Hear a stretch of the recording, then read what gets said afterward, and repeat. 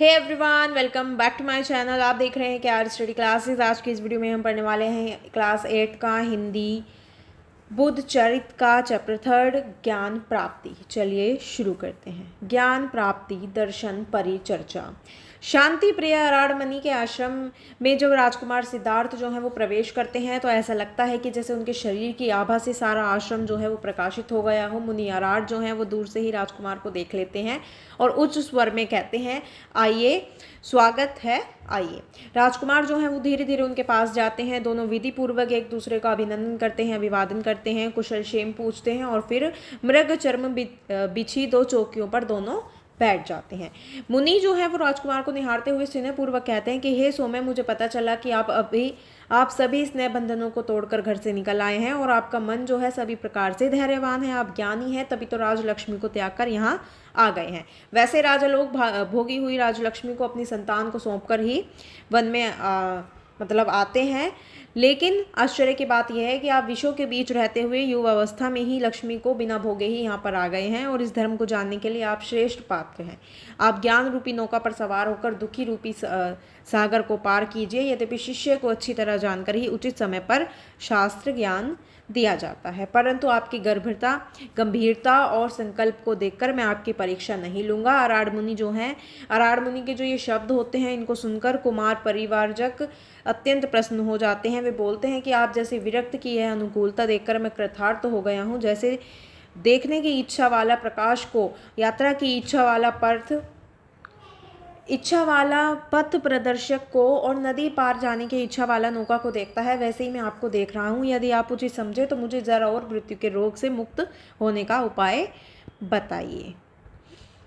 कुछ समय के बाद जो बोधिसत्व कुमार को एकांत विहार की इच्छा होती है और इसलिए उन्होंने निरंजना नदी के तट पर निवास वो करते हैं। वहाँ उन्होंने 5 भिक्षुओं को देखा जिन्होंने अपनी इंद्रियों को वश में कर लिया था और वहीं रहकर तपस्या कर रहे थे। उन भिक्षुओं ने जब इस नवागत साधु को देखा तो उनके निकट आए और उनकी सेवा करने लगे। कुछ समय के बाद जन्म और मृत्यु का अंत करने के उपाय में रूप में बोधिसत्व से निराहार रहकर कठोर तप प्रारंभ किया। वहाँ उन्होंने 6 वर्षों तक कठोर तप किया और उनके उपवास व्रत किए। कठोर तपस्या के कारण वे कृशकाय हो गए। वे भोजन के रूप में कभी एक बेर, कभी एक तिल, कभी एक तंडुल यानी कि चावल का सेवन करते थे। इस कठोर तपस्या के कारण जैसे जैसे उनका शरीर कृश होता जाता था, उनके मुखमंडल का तेज बढ़ता जाता था। मैदा, सांस और रक्त में रहित और मात्र त्वचा और अस्थि वाला उनका शरीर फिर भी समुद्र के समान भरा भरा सा लगता था। कुछ समय के बाद उन्हें ऐसा लगने लगता है कि इस प्रकार की जो कठोर तपस्या से होती है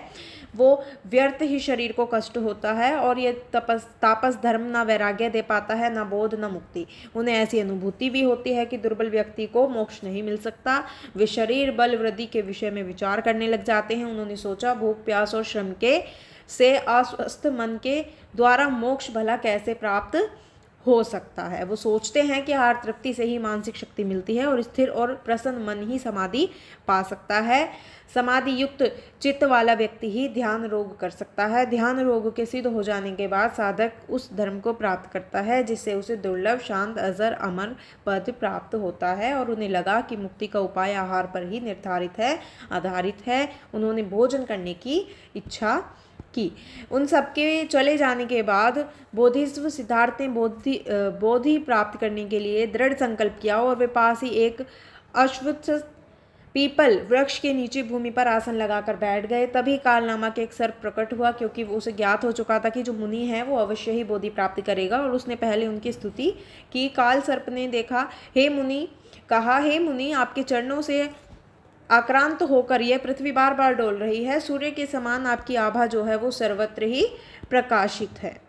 और जब सिद्धार्थ ने प्रतिज्ञा पूर्वक आसन लगाया तो देवतागण अत्यंत प्रसन्न हुए और सर्वत्र निर्भरता छा गई। उस समय न मृग बोले न पक्षी। वे धीरे धीरे नितांत एकांत शांत वातावरण में समाधिस्थ हो गए।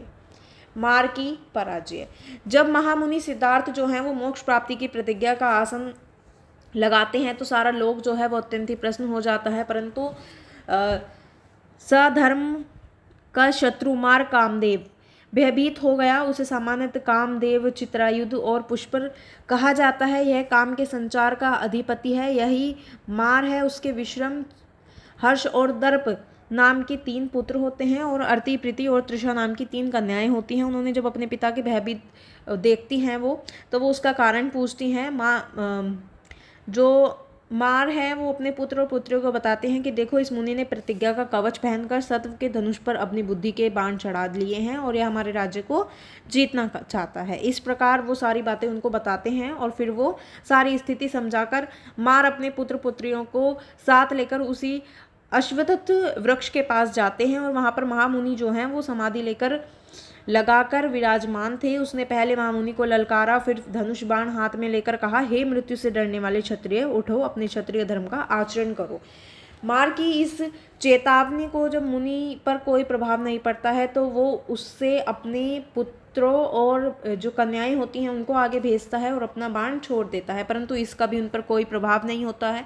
तो वो बहुत ज़्यादा दुखी हो जाता है और सोचने लगा कि मैंने यही बाण शिव पर छोड़ा तो वो एक बार विचलित हो गए थे, परंतु आज ये निष्फल कैसे हो गया है? क्या इस मुनि के हृदय नहीं है, अथवा यह बाण वह बाण नहीं रहा जिसने शिव को पराजित किया था? महामुनि के चारों ओर विचित्र और भयंकर आकृति वाले जीवों की भीड़ सी लग जाती है और उसके बाद वो हार मान लेता है। बुद्धत्व प्राप्ति।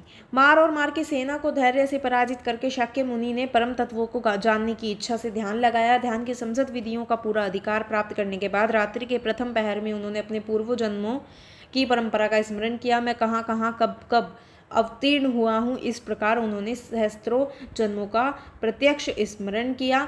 उन्होंने अनुभव किया कि संसार में जो छोटे बड़े सभी जीव हैं वो भूख और प्यास जनित दुखों से पीड़ित हैं। उन्होंने ध्यान में समझा कि तृष्णा का मूल कारण जो है वो संवेदना होती है और संवेदन जो इंद्रियों, वस्तुओं और मन के संयोग से उत्पन्न होती है। उन्हें प्रतीत हुई कि उन्हें अब सब पूर्ण मार्ग का ज्ञान हो गया है।